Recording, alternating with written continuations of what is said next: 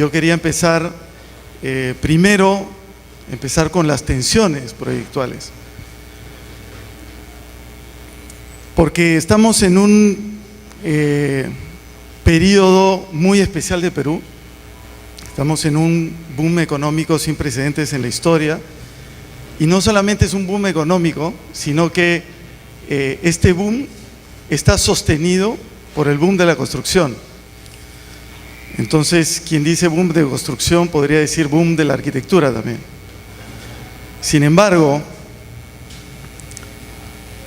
estos son los resultados, ¿no?, de la Bienal, del boom más grande de construcción de la historia, ¿no? Unos resultados que son por lo menos muy acordes a nuestro paisaje, ¿no? Todo desierto.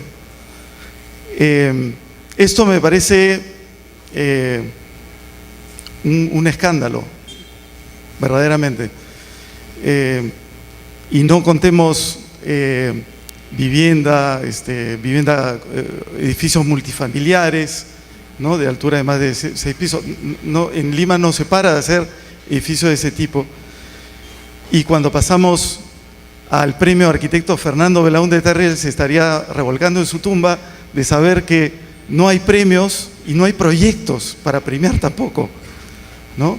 Y esto no, que quede claro, no me estoy quejando con los jurados, puesto creo que tienen razón en que estos sean los resultados. El problema radica en todos nosotros arquitectos, que no nos hemos movido lo suficiente como para restablecer la ley de concursos para los edificios públicos. Y esa es la razón por la cual en el Perú no se hace nada que valga la pena de ser premiado. Y lo que es premiado, ¿qué son? Casas, ¿no? Es lo único que nos queda a nosotros los arquitectos como lugar de experimentación de la arquitectura. Entonces, y esto no lo digo yo, lo dijo mi maestro una vez en Huancayo, además con un lindísimo dibujo de un arquitecto, el arquitecto Porta, profesor de la UDH. No voy a repetirlo, ¿no?, porque si no es una grosería, pero es verdad, ¿no? Y si vamos más allá y decimos, bueno, eso lo dijo un arquitecto peruano, estaba molesto porque llegó a Huancayo y nadie lo recogió en taxi, vamos a el último libro publicado por la Phaidon, ¿no? El Atlas de la Arquitectura Mundial del siglo XX. Vamos a Latinoamérica, por supuesto. ¿Y qué cosa es lo que vemos en Latinoamérica? Están expuestos absolutamente todos los países, ¿no? Los países expuestos tienen nombre, ¿ya? Todos tienen nombre. Bueno, todos menos el Perú. El Perú no existe. El Perú no existe en la arquitectura mundial. Miren las influencias cómo llegan a todos lados menos al Perú. Y esa es una realidad, eso es como el mundo nos está viendo. Y sin embargo, cuando hacemos el pequeño truco de escribir en Google, ¿no?, para ver cuáles son las fotos más vistas, qué cosa es lo que representa a algo, ¿no?, escribimos Perú y miren lo que sale. Aparte de los mapas y banderas que siempre salen en todos los países, Machu Picchu, ¿no? Machu Picchu es arquitectura, ¿no es cierto? No es una ruina, es arquitectura y paisaje. Si vamos a otros países, Colombia es uno de los países que está en el mapa de la arquitectura mundial. Es un país de arquitectura, es un país que sale en las portadas de todas las revistas del mundo como el único país de Latinoamérica en el cual la arquitectura ha cambiado realmente a la sociedad, en donde en Medellín las bibliotecas que se han hecho, los colegios que se han hecho, las guarderías que se han hecho, todas públicas, todas por concursos de arquitectura a nivel nacional, todas con jurados excelentes, todas con arquitectos ganadores excelentes, han pacificado una ciudad que estaba tomada por el narcotráfico y el pandillaje. Y sin embargo, ¿qué cosa es lo que vemos cuando escribimos Colombia? ¿No? Aparte de los mapas, las banderas y unas paisas, bueno, ejército y unas paisas que están buenísimas. No hay arquitectura, ¿no? Vamos a un megapaís latinoamericano, Argentina. ¿Qué es lo que sale como representante de Argentina? Primera página del Google, ¿no? Aparte de lo mismo, fútbol, ¿no? Y las hinchas que también le hacen competencia a las colombianas. Chile, otro país de arquitectura, donde cada vez que se hace una obra en Chile es publicada en todo el mundo y donde Chile está representado siempre en cualquier publicación que se haga de Sudamérica, del mundo, de América, etcétera, etcétera, ¿no? Unas estatuas ahí de los Rapa Nui, no sé qué, nevados, ¿no? Y no hay arquitectura. Sin embargo, ¿qué es lo que hace Chile? Chile gasta $2 millones para participar, el Estado chileno gasta $2 millones para participar en la Bienal de Venecia. Les paga un sueldo a los arquitectos que hacen proyectos para participar en la Bienal de Venecia. ¿Y qué cosa es lo que muestran como paisaje sudamericano que hace parte del patrimonio chileno? Ahí lo tienen: Pisac, Machu Picchu, Chan Chan. Eso muestra Chile en la Bienal de Venecia. ¿Qué cosa es lo que hace el Perú en la Bienal de Venecia? Saben que ha sido la primera vez que el Perú ha participado en la Bienal. ¿Qué es lo que hace Perú? Escribe una carta. ¿Y qué es lo que dice esa carta? Esta carta, bueno, acá no se lee nada, pero es una carta de PROM Perú, el organismo estatal dedicado a promocionar la cultura peruana en el Perú y en el extranjero. ¿Qué es lo que dice PROM Perú con respecto a la Bienal, donde Chile gasta $2 millones? Dice que según el reglamento de PROM Perú, la arquitectura, dice que, lo voy a leer porque establece que podrán ser objeto de apoyo, no leo nada, pero deben ser en las siguientes líneas de acción. Entonces, expresiones artísticas y culturales: pintura, escultura, fotografía, cine, literatura, danza, teatro, música, folclore, gastronomía, deportes, moda. Entonces, ¿cuál es la conclusión? La arquitectura tampoco existe ni siquiera dentro del Perú. Pero en Perú, esta es la inversión del Estado peruano para la participación en la Bienal de Venecia: $0.0000. Entonces, ¿cuál es el problema? Si nosotros somos el único país en donde uno escribe Perú y sale Machu Picchu, es porque como no existe la arquitectura para nosotros, nosotros no vemos arquitectura en Machu Picchu. Vemos ruina, vemos orgullo, vemos incas, vemos pasado glorioso, y no vemos que Machu Picchu es un ejemplo de calidad mundial de cómo insertarse en un paisaje.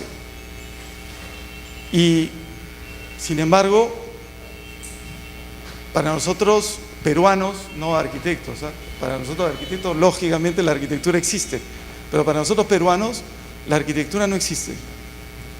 Sin embargo, imagínense, tenemos todo para hacer la mejor arquitectura, mejor que Chile, mejor que Colombia, mejor que Argentina, tenemos todas las condiciones. Tenemos, primero, una ubicación singularísima. Este es un mapa de las temperaturas del mar. Tenemos el lugar más cercano al Ecuador, en donde hay agua más fría en todo el globo. Y eso hace que nuestro clima sea completamente distinto al del resto del mundo. Tenemos un desierto que es completamente distinto a cualquier otro desierto del mundo. Tenemos una geografía única, además, que está compuesta por el horizonte, lógicamente, pero también por montañas. 3 cadenas de montañas. Tenemos una Amazonía por acá. Y tenemos no solamente eso, esto es un corte de Lima, disculpen, yo vivo en Lima, en donde, si se dan cuenta, 100 kilómetros al este llegamos a 5.000 metros de altura, 100 kilómetros al oeste llegamos a 5.000 metros de profundidad. 5.000 kilómetros dije de altura, no, 5.000 metros de altura, 5.000 metros de profundidad en solo 200 kilómetros. Y la costa está metida en el medio de esto, ¿no? Tenemos una geografía única, que además, como tenemos toda esta fosa y mezclada con la corriente del Niño, produce un sistema de convección, una evaporación que no condensa, como hoy día en la mañana en Chiclayo, pero todo el invierno en Lima, y solo llueve del otro lado del país. Y Chiclayo, me traté de representar esto. Lo que más me ha impresionado de las múltiples visitas a Chiclayo, gracias a las reiteradas invitaciones, además de Chalo Palomino en la UDH, es esto, ¿no? O sea, es este paisaje, este horizonte que Yucatán se queda chiquito a comparación, donde las montañas no son montañas sino son pirámides, y donde debajo de esta capa de árboles que forman el bosque seco, todavía se excavan ruinas, todavía se encuentran cosas.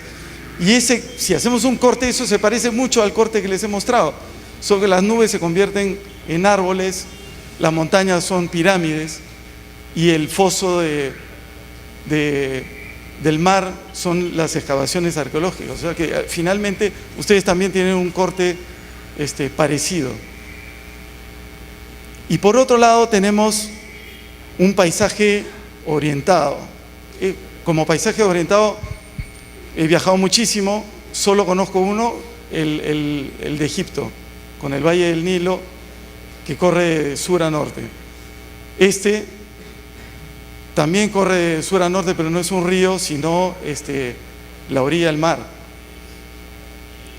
en donde hace que, si nosotros miramos al este, veamos montañas, o por lo menos las podamos intuir. Si miramos al oeste, vemos el mar, no siempre el horizonte, porque siempre está lleno de humedad, pero tenemos un vacío, y el mar constituye casi la prolongación del desierto.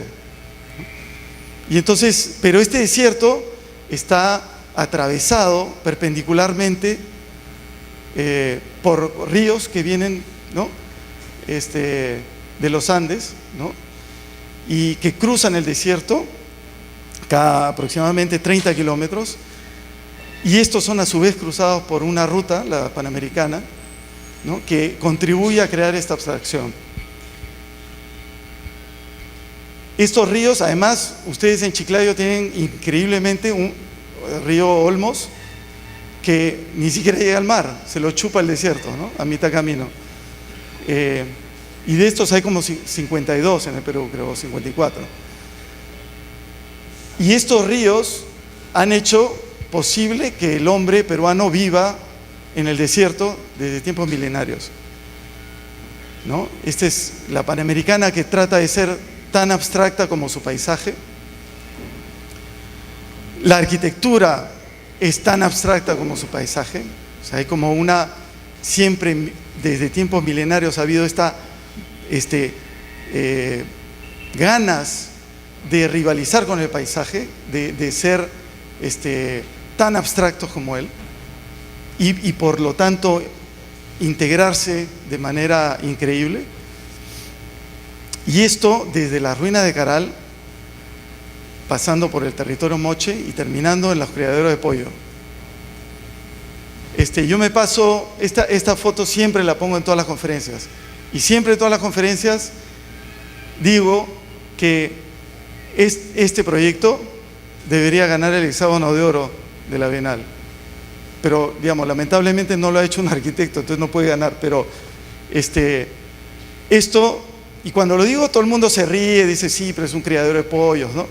Entonces, pero lo que pasa es que tenemos que desarrollar nuestra capacidad de observación, porque alguien ya observó esto, alguien ya se dio cuenta de la calidad de esto, calidad que el tipo que la diseñó ni se dio cuenta, ¿no? Pero el levantar una horizontal en un paisaje tan abstracto como el desierto peruano es ya un acto de abstracción que es tan abstracto, para redundar, como el paisaje que tenemos. Y quien ya esto fue observado por unos arquitectos suizos que han hecho lo mismo en Estados Unidos, y ahora ya no podemos hacer criadero de pollo sin que no nos digan que nos hemos copiado de Herzog y de Merón en este museo que todavía ni siquiera ha sido inaugurado, lo inauguran el próximo mes, ¿no? Pero ellos ya se dieron cuenta. Entonces tenemos esta enorme capacidad de hacer arquitectura, nosotros arquitectos y gente que no es arquitecta, pero digamos que no está colegiada, pero que de repente tiene esa capacidad de hacer arquitectura, ¿no? Y todos los peruanos, que sean arquitectos o no, por lo menos tienen esa capacidad de construir, por lo menos, ¿no? Este es el cementerio de Villa El Salvador, una cosa increíble, ¿no?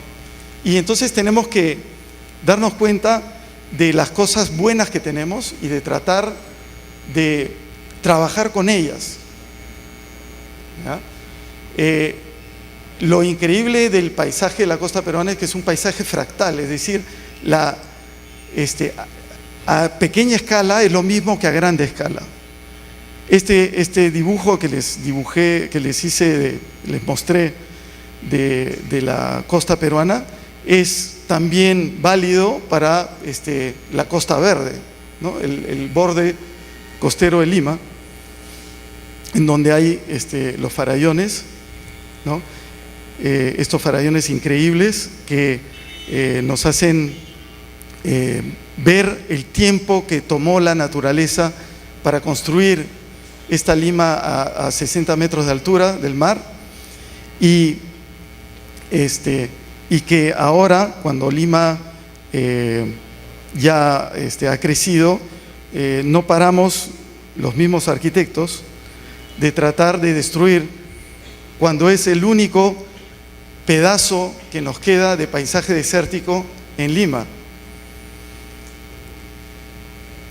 Y entonces, con la construcción de la ciudad de Lima, se rompen estos farallones y para crear bajadas vehiculares y unir vehicularmente la Costa Verde por abajo. Y ahí es donde intervenimos, no porque queríamos, sino porque ahí estaba el terreno, en el concurso del lugar de la memoria. Concurso que, si bien el lugar de la memoria es un edificio, o va a ser cuando se acabe, un edificio público, fue esto objeto de un concurso solamente porque la iniciativa era privada. Si hubiese sido una iniciativa pública, no se hubiese podido hacer concurso, porque el Consucode prohíbe que la arquitectura sea concursada como un ente aparte de la construcción. Entonces, en esta bajada y en este tema tan duro, tan difícil como es el lugar de la memoria, es decir, un lugar que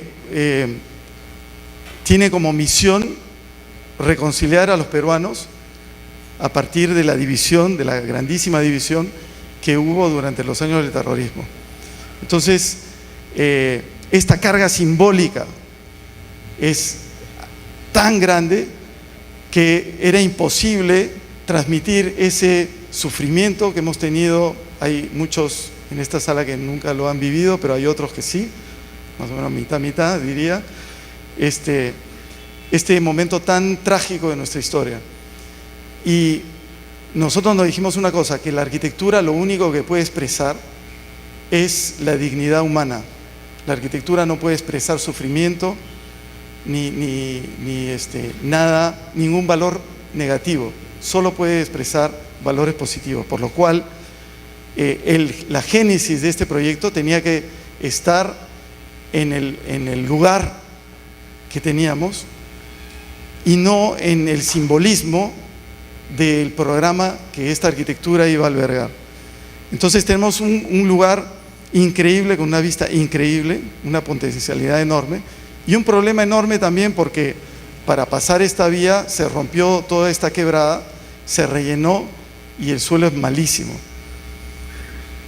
Entonces decidimos que las estrategias para empezar este proyecto tenían que fundarse en los datos más objetivos posibles y decidimos que en vez de expandirnos a la horizontal con muchos pilotes que íbamos a tener que clavar para poder fundar el edificio, teníamos que hacer un edificio compacto con la menor cantidad de pilotes porque el presupuesto era restringido y que además teníamos que pegarnos a uno de los farallones para que la profundidad de estos pilotes fuese la menor posible.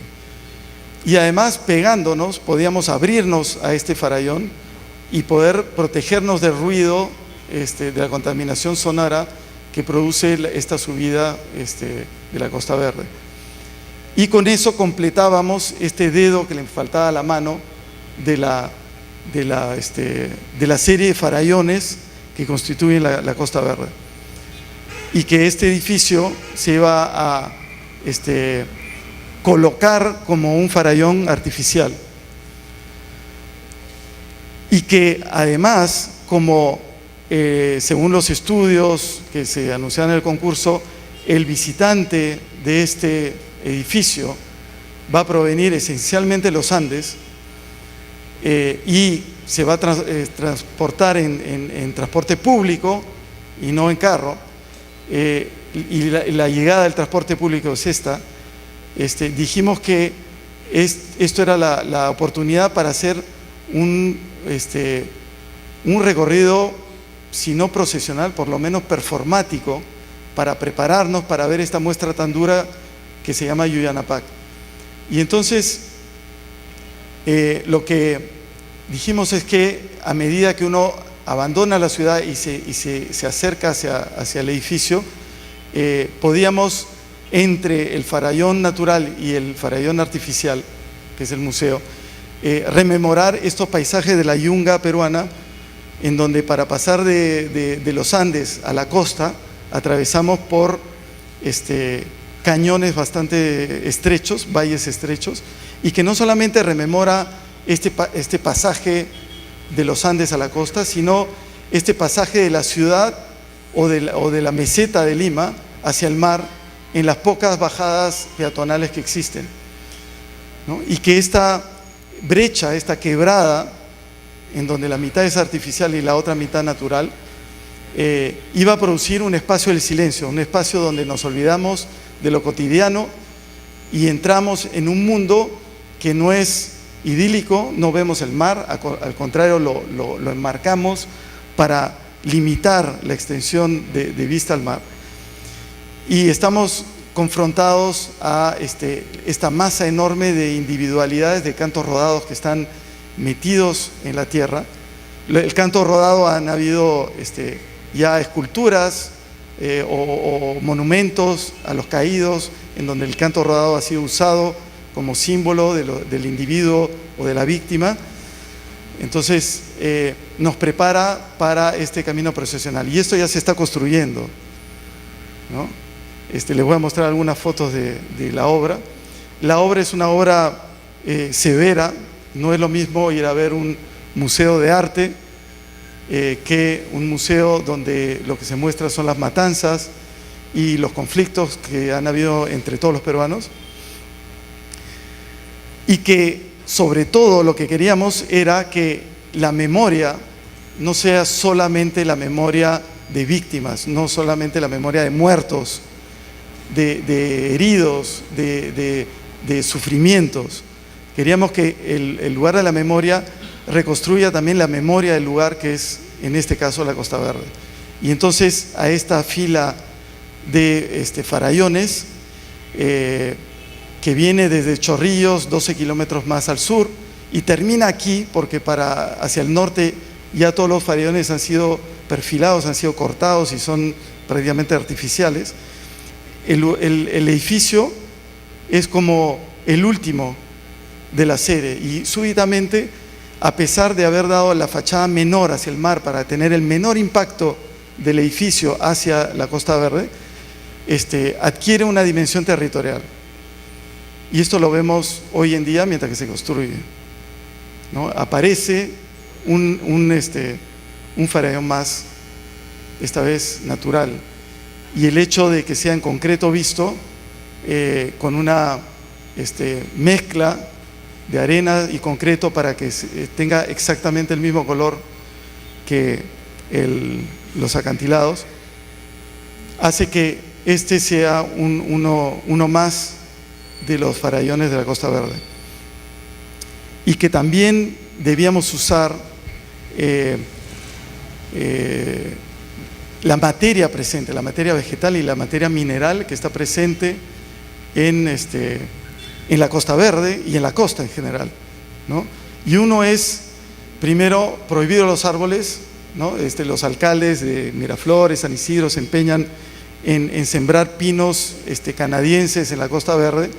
Nosotros decíamos no, la planta endémica, la planta del lugar de la costa, no es ni siquiera el molle, porque el molle ya es de la yunga, es el carrizo, y tenemos que jugar con el carrizo y tenemos que jugar con el canto rodado, ordenándolo. Y entonces en esta explanada, que luego les voy a explicar, se encuentran estos materiales. La entrada es el enmarcamiento de la Costa Verde, y esta explanada es otra de las reflexiones que teníamos sobre lo que tiene que hacer un edificio público. Aquí en el Perú, los edificios públicos que se construyen no dan absolutamente nada a la ciudad. O sea, lo primero que construyen es una reja que los aísla de la ciudad, y ni siquiera ensanchan la vereda, ni siquiera tienen esa gentileza hacia el ciudadano de a pie. Nosotros nos decíamos que esta era la oportunidad, y lo vamos a lograr, de que, como es un edificio público, lo mínimo que puede hacer un edificio público, que no se lo podemos pedir a un edificio privado, y en Colombia a pesar de eso lo hacen en el privado, no lo podemos pedir en una casa privada. El edificio le debe a la ciudad algo, y le debe un espacio público, y entonces esta explanada se va a quedar siempre abierta y va a ser una nueva plaza para Lima, una plaza que además nos permite hacer que este edificio tenga una conciencia con el medio ambiente. No he dicho edificio verde ni sostenible ni nada, porque estoy en contra de esos términos que solo sirven para vender más material y pagar más para tener las certificaciones. Esto no va a tener ninguna certificación. Lo único que ha obtenido es una donación de la Unión Europea para construirlo, porque las reglas que nos autoimpusimos nosotros los arquitectos iban más allá de las reglas europeas en materia, por ejemplo, de accesibilidad para minusválidos. Bueno, esto no tiene nada que ver con los minusválidos, pero digamos que pequeñas cosas como que el agua contra incendio es recirculada y nos permite oxigenarla para no estarla cambiando en una gran pileta que sirve también de baranda para que esta plaza no tenga baranda, ¿no? Es el agua que divide esto, o que el agua de los servicios sea filtrada, almacenada y nos sirva para regar el carrizo que se va a sembrar, que por lo tanto esta agua de desagüe no tenga que ser bombeada constantemente arriba, porque aquí no hay desagüe, y que el espacio sea concebido de tal manera de crear una depresión y que se crea a través de todos los espacios una ventilación natural. Aquí hay unos ventiladores eólicos y es un museo que no necesita aire acondicionado, puesto que hasta ahora no nos damos cuenta, pero vivimos, por lo menos en Lima, pero en Chiclayo medio que también, vivimos en un clima de aire acondicionado, en donde la zona de confort está a 2 grados en verano, más altos o más bajos en invierno. Nosotros tenemos como principio que si alguno de nuestros edificios tenga algún día aire acondicionado, es que habremos fracasado, porque el aire acondicionado solo se pone cuando la arquitectura no es buena, es decir, cuando no podemos asegurar una buena ventilación de los locales, puesto que no hablo de Chiclayo, pero por lo menos de Lima, si está bien ventilado no necesitamos aire acondicionado. El parqueo también está ventilado naturalmente, el edificio se orienta hacia el sur hacia el sureste para que los rayos de sol incidan sobre el acantilado y reboten. Se cierra hacia ruido y usamos una gran estrategia que ya todos conocemos, que es la de los andenes, para que el acceso a cada elemento del programa, que hay un auditorio, parqueo, salas de exposición, etcétera, se haga de manera directa, aprovechando la pendiente y sin necesidad de tomar escaleras.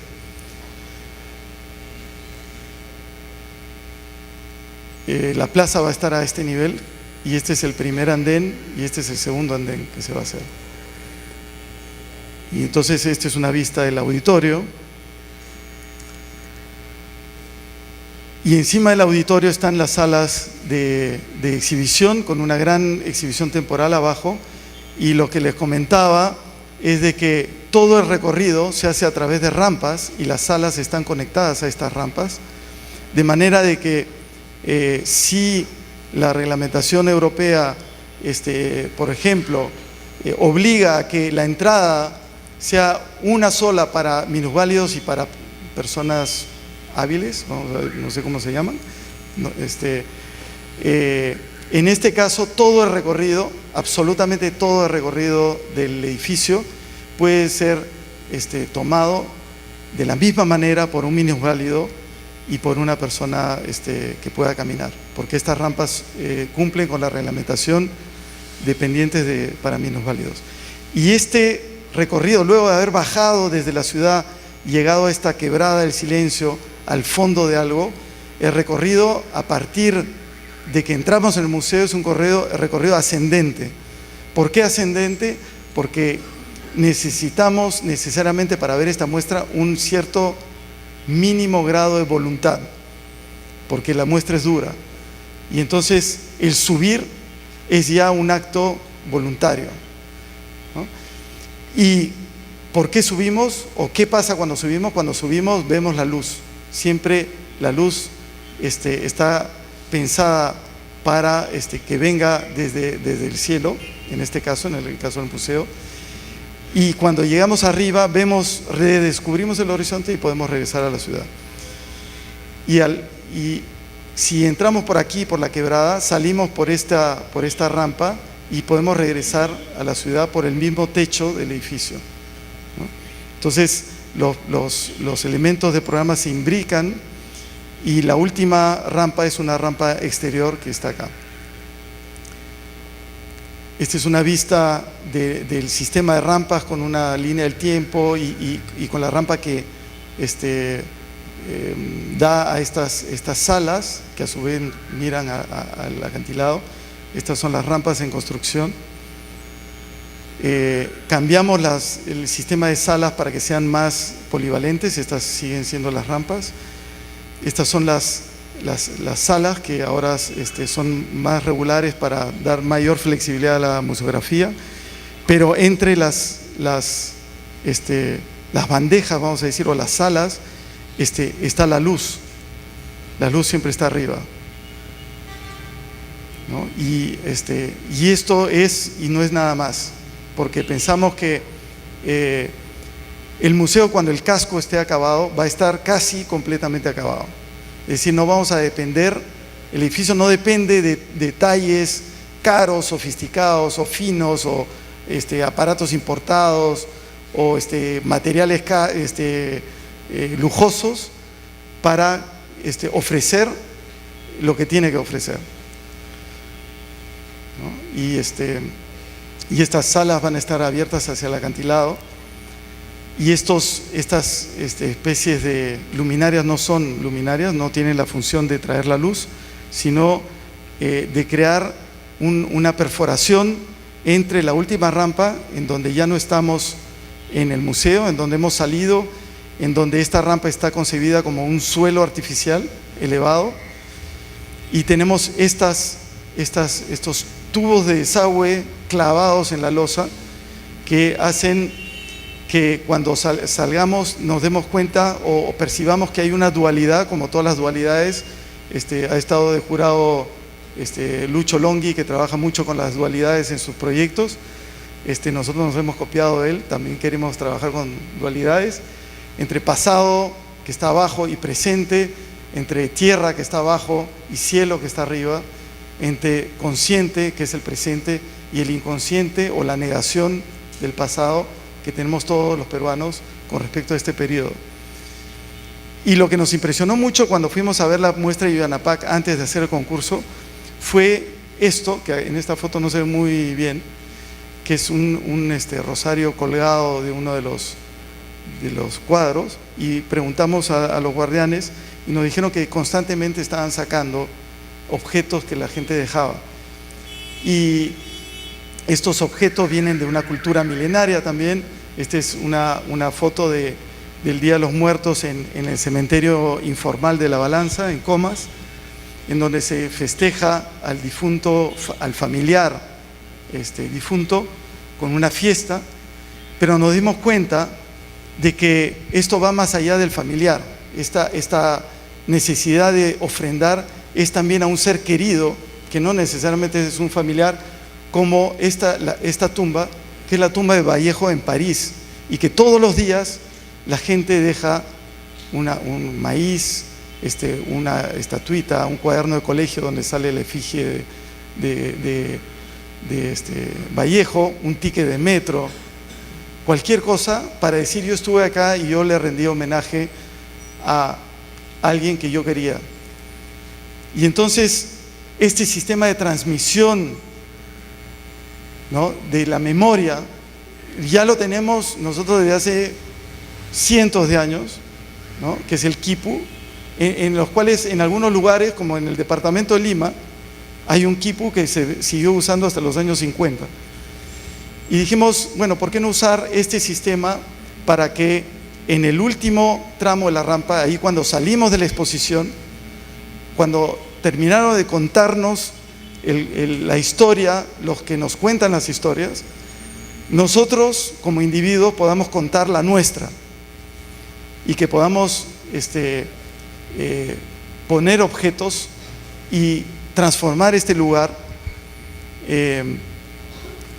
con los personajes que no aparecen debajo, que no aparecen en la tierra, enterrados, debajo, muertos, sino que esto sea también un termómetro, porque vamos a tomar fotos cada 2 meses, un termómetro del grado de reconciliación que tenemos los peruanos, porque aquí van a dejar ofrendas gente que fue asesinada por Sendero, y gente que murió a causa de los abusos del ejército por igual, ¿no? Y habrán conflictos y justamente este es el termómetro de esa división que una vez hubo y que sigue habiendo, sale todos los días en el periódico ahora, entre los peruanos.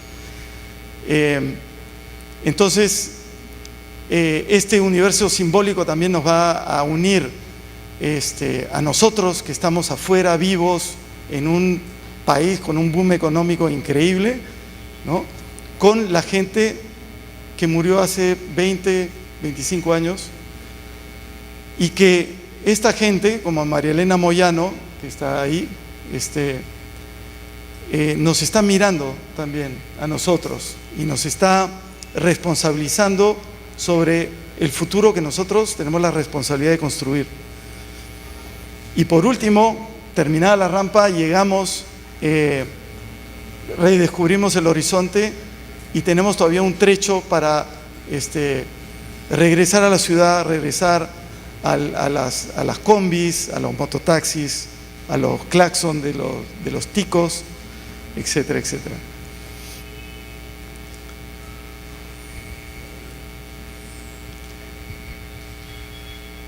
Siempre trabajando en el paisaje desértico,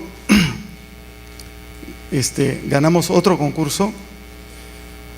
Nuevamente es un edificio público, es un edificio que le pertenece al gobierno, al Ministerio de Cultura, que lo ha construido el gobierno regional de Ica, pero que se hizo concurso porque la plata venía de Europa y la Unión Europea exigió que esto sea lanzado por concurso, porque si no era la Unión Europea no se iba a hacer concurso, porque el Consucode lo impide, que es el Museo de la Cultura Paracas, que ha ganado no sé qué premio, pero ha ganado un premio en la Bienal. Y esta fue, digamos, la oportunidad de trabajar en un paisaje absolutamente fantástico. O sea, el desierto, pero el desierto donde hay una preexistencia también, una preexistencia en la forma de un antiguo museo que se cayó durante el terremoto de Pisco, y una presencia oculta debajo de esta tierra de la cultura Paracas. Entonces dijimos que teníamos que trabajar en la continuidad del lugar. El desierto no está vacío, está lleno de significado, y tal es así que optamos por construir en las huellas del antiguo museo. Este es el centro de interpretación, porque era el único lugar donde teníamos la certificación de que no habían restos arqueológicos debajo de la arena. Y quisimos recuperar esta piedra maravillosa que viene de una cantera que ahora queda en la Reserva Nacional de Paracas, que ya está cerrada, y que circundaba el museo. Entonces nos dijimos que nosotros teníamos que trabajar con la materia del lugar, en esta piedra, en estos colores, el rojo y el amarillo de la arena, y que la estrategia para actuar ya no la tenemos que inventar, ya está dada. Y esta estrategia es una estrategia que ha sobrevivido o sobrevivió a la conquista española, que es la estrategia de recinto, de encerrar el área disponible y trabajar adentro, que también retomaron los españoles con su casa mediterránea, y que simplemente lo que pasó fue que se invirtieron. Los grises son los espacios cerrados, o sea, cubiertos, y los blancos son patios, y la proporción cambió. La planta pasó del laberinto a una planta concéntrica, pero es la misma. Y entonces nos dijimos que teníamos que hacer un recinto primero, que ese recinto podía estar delimitado por la piedra del antiguo museo, y que simplemente encima de un zócalo le teníamos que añadir a este programa que nos pedían unos elementos que iban a corregir el clima para crear una zona de confort. Y estos elementos como van a ser vistos desde lo alto de las colinas, constituían una quinta fachada, y que esta quinta fachada podía ser pensada la imagen de los mantos paracas, en donde siempre hay estos retranques, elementos que se retrancan y que aparecen en el tejado, en la cubierta del edificio. Pero no solamente aparecen en la cubierta, sino que también influyen en la planta, creando elementos separadores o de transición entre las salas, y transformando la calidad de la luz y de la ventilación para crear el confort.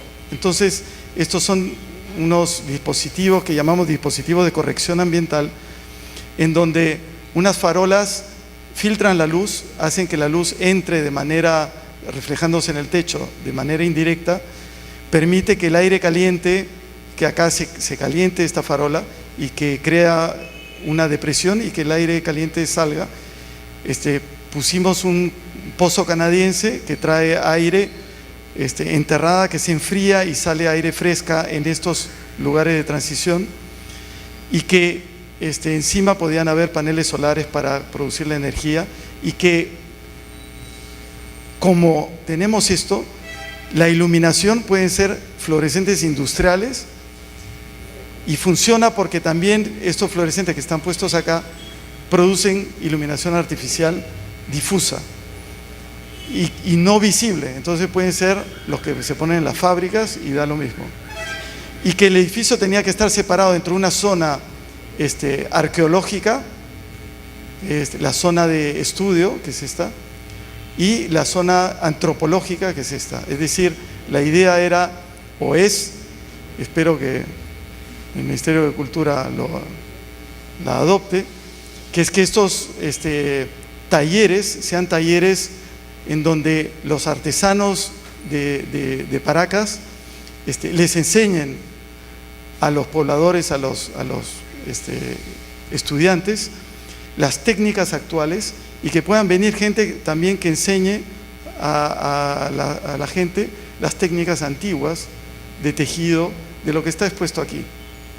Es decir, un museo vivo que no solamente sirve para para exhibir mantos, que además son mantos de segundo orden, porque si ponemos buenos mantos ahí, a la semana se los roban. Entonces, esta era la imagen de este recinto de piedra con estas farolas, y nuestros clientes pensaron de que iba a ser muy complicado sacar la piedra del museo existente y volverla a poner en este edificio. Conseguimos a una escuela de picapedreros que podía encargarse de sacar la piedra, pero que tenía que ser limpiada por la empresa que construyese esto, y entonces la piedra dejó de ser una opción porque no quisieron. Muy complicado para la construcción pública en el Perú, y entonces se nos ocurrió cambiar de estrategia y ya no hacer un recinto de piedra como memoria del antiguo museo, sino hacer un huaco y usar la técnica de pulido de la cerámica para hacer las fachadas. Y entonces pasamos a un cemento pulido Atlas, que es rojizo, que lo que hace es mimetizarse con el paisaje. Es decir, este paisaje que es tan fuerte pero que es tan frágil a la vez, no es perturbado por una construcción extraña que se implanta en él.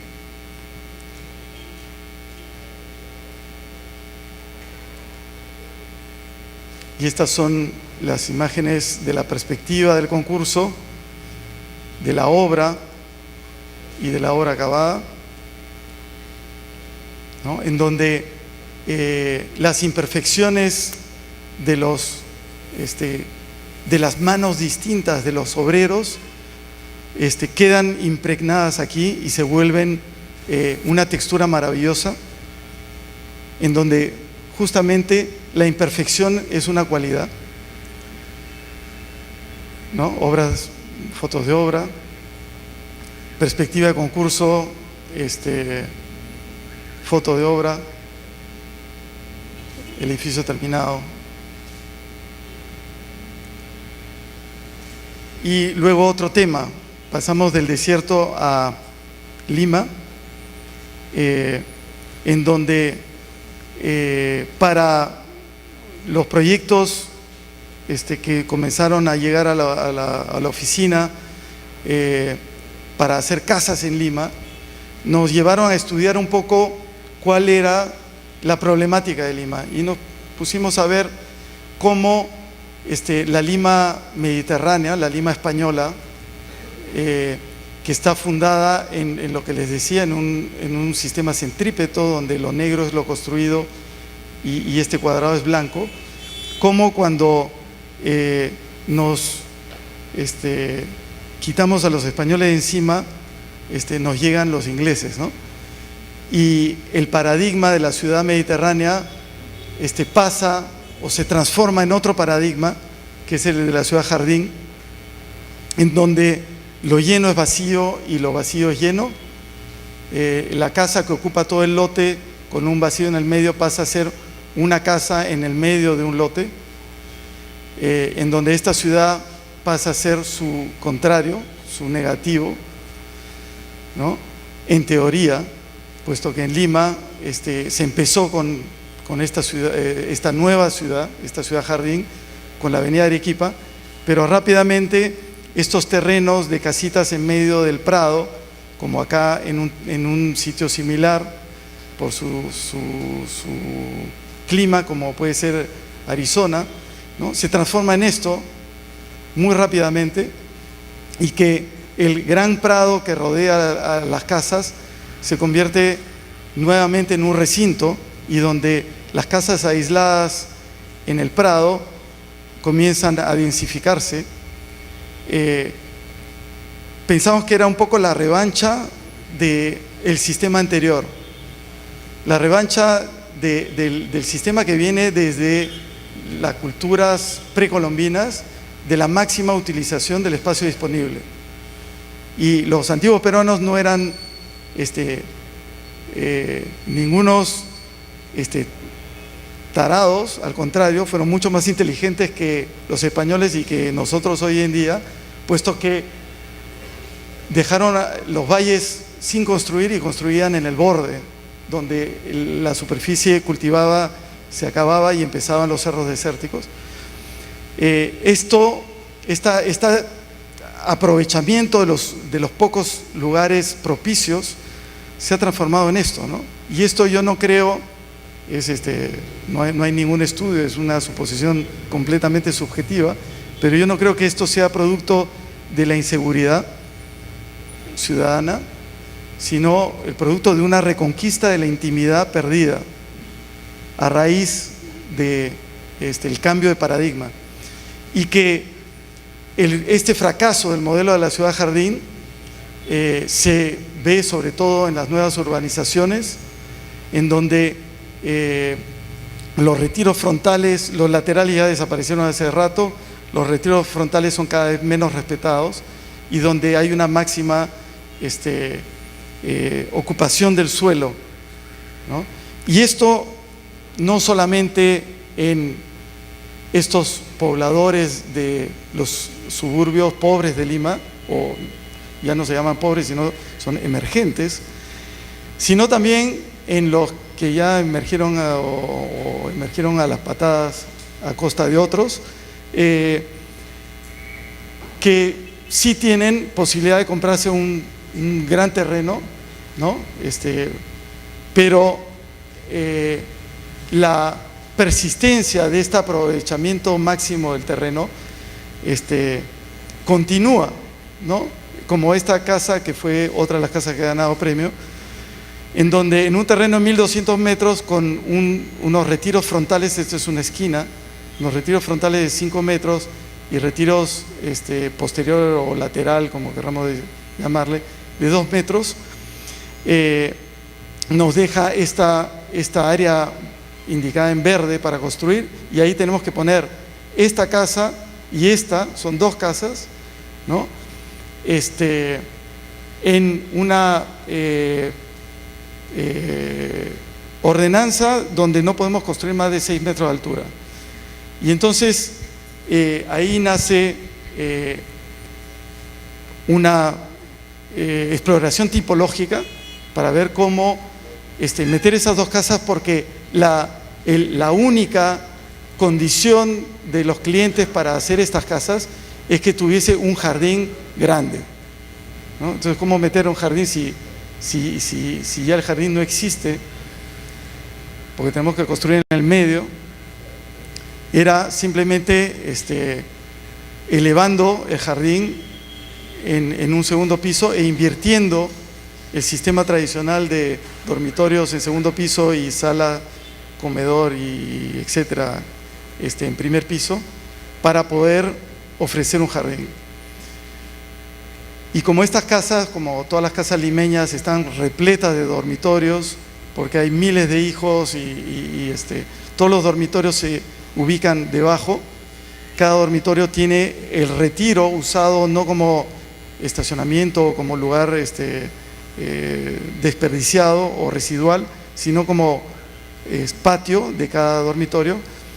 Y encima tenemos la sala comedor de una casa con sus servicios, la sala comedor de la otra casa, y las dos comparten un jardín, ¿no? Aquí se ve un jardín que es suspendido.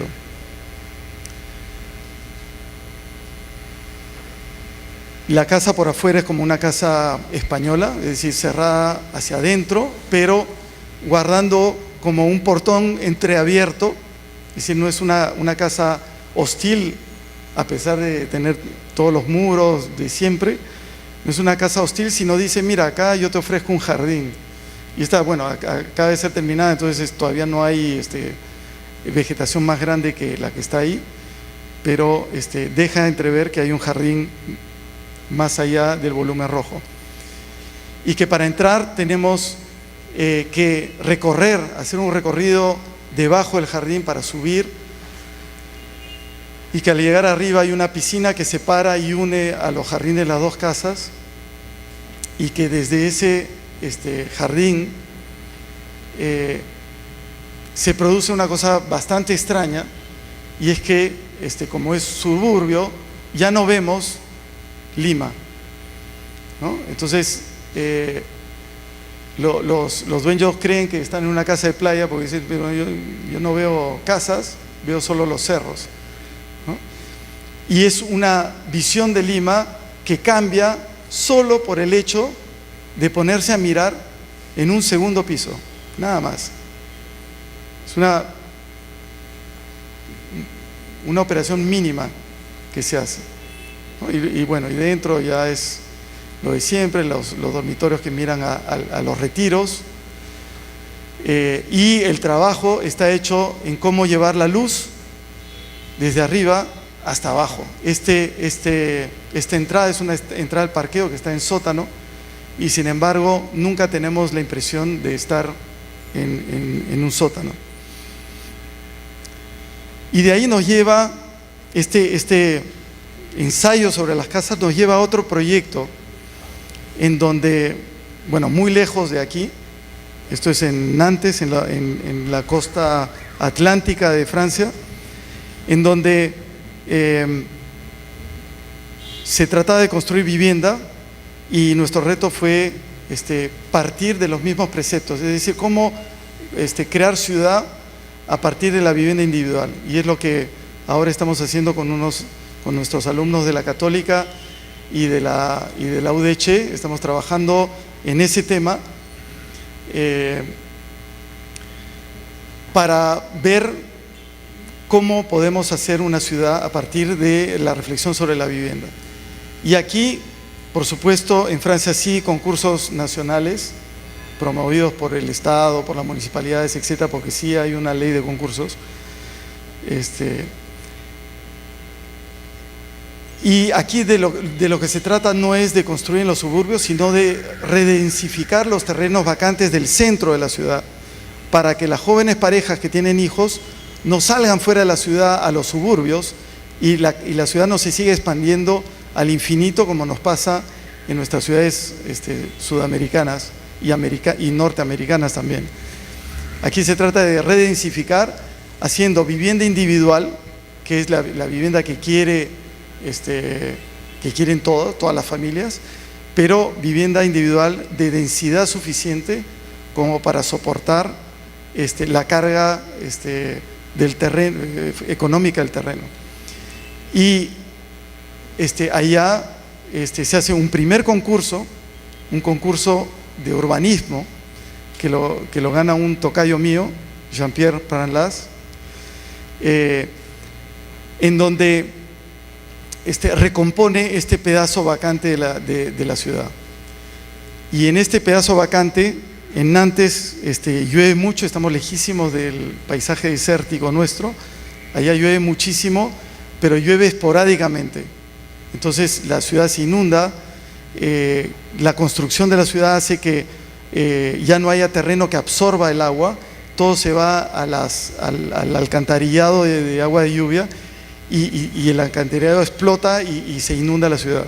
Entonces todo el trabajo está en hacer cómo cuando llueve torrencialmente el agua no se vaya al alcantarillado, o sea, se retenga durante media hora, 45 minutos en estos pedazos de áreas verdes, en estos depósitos debajo de los parqueos, o yendo directamente a este canal que estaba enterrado y que ha sido descubierto, para recuperar las aguas de lluvia y no seguir construyendo de manera irracional como se ha venido construyendo en todas nuestras ciudades.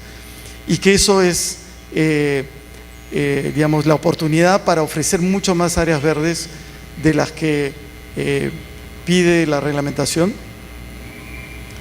¿no? con un sistema de parques a lo largo de este canal, y nosotros luego de que se hace este plan, cada manzana o cada sector es lanzado a concurso. Nosotros participamos, nos seleccionaron para participar en un concurso aquí que lo perdimos, y luego aquí que lo ganamos, y eso es lo que les voy a mostrar. Y creo que estamos predestinados a ganarlos porque nosotros que habíamos estado trabajando sobre el recinto, la idea del encierro, que no corresponde para nada a la realidad francesa, acá nos encontramos con un terreno que eran antiguos huertas que están delimitadas por muros, estos muros de piedra, y todo este terreno está encerrado por un muro. Entonces nosotros dijimos, bueno, vamos a trabajar con ese recinto, no vamos a demoler estos muros del siglo XVIII, sino que vamos a trabajar con ellos. Y es más, vamos a trabajar unas células que también sean recintos dentro del recinto. Y entonces, para crear una nueva urbanidad en este paisaje de huertas, ¿no? El recinto como valor agregado, que no siempre es histórico, pues acá hay este recinto es nuevo, con casas nuevas, y dijimos que era también, bueno, lo que se nos pedía era vivienda mixta, que es otra cosa que nosotros deberíamos aprender, que es una buena idea, y es que cuando uno hace una operación grande, tiene que mezclar las tipologías, y tiene que no solo mezclar las tipologías, sino mezclar a los habitantes. Entonces, en cada operación que se hace ahí, por cada, digamos, 70% de vivienda de promoción privada, hay un 30% de vivienda de interés público, y para que la gente que no tiene los recursos pueda vivir junto con la gente que tiene mayores recursos, y no se creen los guetos que hacen o que hicieron en otras partes de Francia, en París, que se quemen carros, cada 6 meses hay una revuelta y se quemen carros. Entonces pusimos las viviendas al lado, colectivas al lado de la calle, viviendas intermedias aquí, porque estamos sobre un parqueo, viviendas, casas urbanas en este sector, y la vivienda social la ubicamos aquí. En el concurso, todo el trabajo estuvo en cómo trabajar la economía de estas casas y la economía de las vías para que las viviendas de la gente más necesitada que va a entrar en la vivienda social no digan, miren que ahí viven los pobres, ¿no? Sino que sean exactamente idénticas a las viviendas de la gente que se puede comprar su casa. Entonces, nosotros habíamos mezclado todo y luego el mismo organismo de vivienda social nos dijo, no, nosotros queremos estar aparte, y bueno, y entonces se separaron, pero la tipología es exactamente la misma. Y la estrategia para obtener eso con una economía restringida era una apuesta bastante fuerte y que hizo que ganásemos el concurso, y es decir, vamos a olvidarnos del tic que tenemos todos de llegar en carro a la casa propia. El carro se deja en un parqueo, aprovechando la pendiente del terreno. Este es el lado alto del terreno, acá hay el lado bajo, hay como unos 10 metros de diferencia entre el punto alto y el punto bajo. Y este parqueo que aquí está enterrado, aquí está a nivel, entonces no tenemos rampa para entrar al parqueo. Y este parqueo hace que nosotros caminemos luego por unas callejuelas peatonales, y que la economía de no hacerlas carrozables permitió que podamos ofrecer el mismo tipo de casa para la vivienda social que para la vivienda en venta. Y este es un recorrido de trabajo, es decir, del estacionamiento del carro a la casa y de la casa al carro para irse a trabajar. Y hay otro recorrido que es el recorrido del esparcimiento, que es el recorrido que te lleva a lo largo de la pendiente a este parque, en donde junto con este recorrido pasa el agua de lluvia que recolectamos de todos lados. Este agua pasa superficialmente y llega a un parque inundable. Estas eran las vistas del concurso, en donde el espacio urbano está conformado por estas casas que miran perpendicularmente a la calle, y por lo tanto tienen jardines que participan del espacio público. Y esto a imagen de lo que ya existe en esta ciudad, que son estas callejuelas con edificios perpendiculares y separados por jardines, ¿no? Entonces a todo el mundo le dice qué bonito esto, pero nadie lo hace. Entonces nosotros dijimos, bueno, hagámoslo, ¿no? Y entonces decidimos hacer un módulo de 8 casas que comparten un jardín, pero que cada casa tiene además un patio, y estos módulos, estos recintos, esto está concebido como un recinto, se van repitiendo y adaptando al terreno, ¿no? Y entonces lo que es esto en concurso, llegábamos a una densidad de 240 habitantes por hectárea, que es más o menos el promedio del centro. Se transforma en esto que se está terminando de construir, en donde estas son las callejuelas que llevan al parqueo. El parqueo está aquí, debajo de los edificios. Aquí se entra al parqueo, ¿no? Y estas callejuelas siempre llevan a una perspectiva donde el edificio colectivo está al fondo, y a través del edificio colectivo vemos el resto de la ciudad, ¿no? Hacia el otro lado también vemos las casas de promoción inmobiliaria básica, ¿no? Nos vamos acercando y llegamos al zócalo del parqueo, que comienza a desenterrarse por la inclinación del terreno. Subimos al zócalo y encontramos una calle interior que lleva al edificio colectivo y al edificio, a las casas superpuestas. la única calle carrozable que existe para que lleguen las ambulancias y los camiones de mudanza, y luego todo es peatonal. Y acá ven, estos son los canales de agua y lluvia, otra vez los canales de agua y lluvia, y esto es motivo para crear espacialidad urbana y calidad de vida. Estas casas son mínimas, si les cuento, o sea, son un poquito más que mi vivienda, y no mucho más,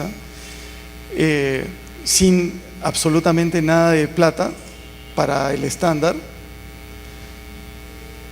y simplemente separando las casas y esperando que, esto es apenas terminó la obra, esperando que luego los árboles comiencen a surgir entre las casas. Y todo esto a partir de lo que les comentaba, de pensar la ciudad a partir de la vivienda. Y eso fue lo que nos preguntamos nosotros cuando tuvimos la oportunidad de pensar la ciudad del desierto, o sea, una ciudad de Lambayeque, que todavía no existe, pero que va a existir, que la están llamando por ahora Charles Sutton, o Sutton, ¿no?, como quieran pronunciar, y es la ciudad que se va a crear por la demanda de mano de obra del proyecto de Olmos. Entonces, esta es nuestra propuesta para la Bienal de Venecia, en donde a partir de una simple operación de trabajo de dualidades,